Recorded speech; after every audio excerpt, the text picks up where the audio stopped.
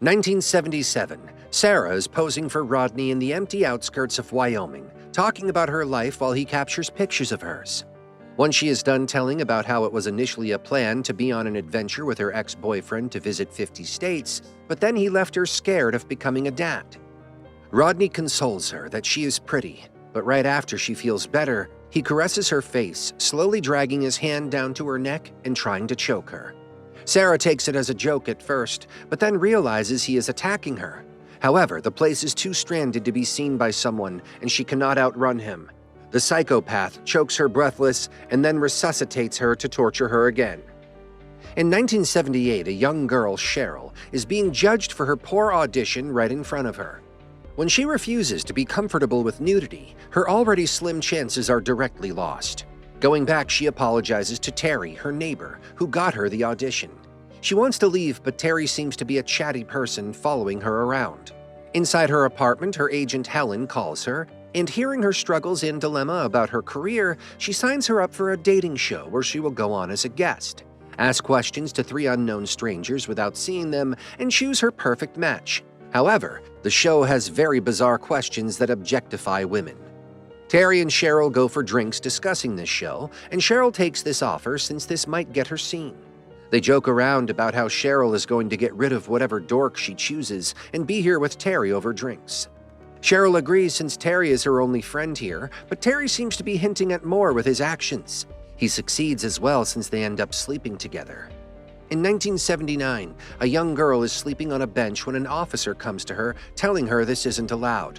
It is evident that she ran away from home and is currently homeless. A clear picture can be seen when she goes to the laundromat and takes away the free chocolates someone put there as goodwill for Valentine's. She then steals from one of the machines and takes whatever gets in her hands before running away. Later on, she is smoking a cigarette under a metallic staircase when Rodney passes by. He captures her, making her question him. Rodney, with his perfect cover, tells her he saw her there and found her pretty. She considers it a joke seeing her homeless state and her disabled hand. However, Rodney has his way with words to fool people into believing he is a nice guy who wants to use her as a model for a photo contest he is entering. Taking a few photos and praising her gets him his way as well, fooling the young girl into trusting this innocent-looking danger. Back in '78, Cheryl reaches the sets for the show on the designated day. The ladies there are very friendly and cooperative. The makeup ladies make Cheryl feel comfortable, while the host Ed comes in making weird statements and telling her to act dumb in front of men, as they are babies. He also makes her change into slightly revealing clothes. Ed initiates the show while Cheryl mentally prepares herself, not to be on a live show, but to survive through this self-depreciating show. Let's move back to 1971. Charlie moves into an apartment in New York, but the movers are rude enough to just leave her stuff outside while she lives a good flight of stairs above. Seeing Rodney on the other side capturing the streets, she takes his help, unaware of what she is inviting. The two of them hang out, and from the look of it, it'd genuinely seem that they are hitting it off well, but that's the game plan of Rodney. He tells Charlie he is leaving New York the same day she is moving in. The moment the vibes change from Rodney, Charlie is quick to pick it up. But what can she do when she lives in an apartment where it's hard to hear the doorbell from the ground? Who is going to hear her screams as she was brutally abused and murdered by Rodney? Back to '78 yet again, Cheryl is invited to the stage and introduced to the audience. After that, the 3 bachelors are invited to the other side of the curtain by Cheryl. The first one is a nervous wreck who couldn't even smoothen out his sentence. The second one is an arrogant narcissist who thinks he can get any woman by acting as if he owns them. And the third one, well, it turns out to be Rodney, and that is an alarm enough for how the show is going to go. As Rodney comes to light, a girl from the public gets weirded out seeing him. Cheryl starts asking questions one by one with the bachelor. The first questions for all are bizarre, in which she is a student and they are a student or teacher asking her out. The gross questions have no proper answer. The girl in the crowd, Laura, starts getting flashbacks of her being on a beach with her friend, Allison, when they saw Rodney there. She excuses herself to go to the bathroom but ends up crashing one of the cameras by getting her foot tangled in a wire.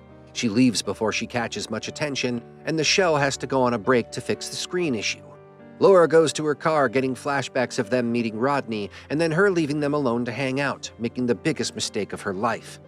Laura's flashback was her visiting her room the next day and finding her brutally murdered. In the meantime, the makeup ladies come to touch up Cheryl's makeup. The lady tells her that she should enjoy the show and have fun, because it's not like she's going to get fired, she's only here as a guest. Thinking about it, Cheryl takes a pen from someone and starts jotting down her note. On the other end, guy number 2 casually talks to Rodney about being interested in a very specific chest size, making Rodney call him out that the girl could be different. Rodney then tells her that he always gets the girls, so the guy doesn't have to worry about how Cheryl looks. Laura's boyfriend Ken comes up to her and listens to her story. But when she says she's only 90% sure, he tells her not to do something since someone on TV couldn't be a suspicious person. Laura gets mad and tells him to leave like she should. As the show begins after the break, Cheryl takes control of the scenario, starting with the theory of relativity about how being an hour with a girl feels like a minute. She asks Bachelor number 1 about his theory of relativity about girls. The poor guy gets confused, so she tells him to think and goes to the next guy, asking what he'll expect in return from a girl he takes to dinner. He tells her he'd expect a hot dessert, but Cheryl is quick to confuse him about his indirect answer.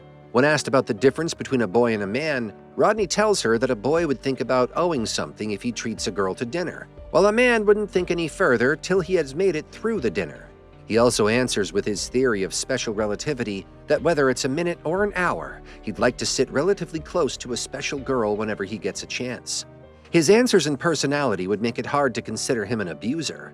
When asked what girls are for, the first 2 cannot think of anything other than associating girls with guys, showing their perspective on girls. Meanwhile, Laura finds a guard requesting that to send someone from the board members of the show to explain the situation to him. Rodney answers what girls are for is up to the girls, making him seem like the perfect gentleman. Much to the second guy's dismay, Cheryl ends up asking Rodney if the other 2 said anything disgusting about women. The first one comes clean, but the second doesn't. With this, the show ends. The second guy goes to Rodney, questioning why he did that and telling him to meet him some other time. Rodney says they should share contact, but instead hands a disturbing photo of a murdered girl. He then takes it back, calling it photoshopped and eating it away. As the show ends, Cheryl chooses Rodney. While the other 2 leave, the second guy tells Cheryl to be aware of that creep, confusing her. On the other hand, the guard just ends up wasting Laura's time. After the show, Rodney meets Cheryl outside and invites her to go somewhere out right away, to which she reluctantly agrees. Back to the runaway girl, Amy's story. She seems like a genuine person with a careless household that resulted in her running away. After talking and bonding, she takes her to the mountains to capture her at sunset, but ends up jumping on her while she faces the other way for pictures. In Cheryl's story, he took her to a restaurant where the 2 of them talked about their common interests in books, authors, and shows. She then tells him she doesn't date, and this show is just because her agent said it'll make her seen.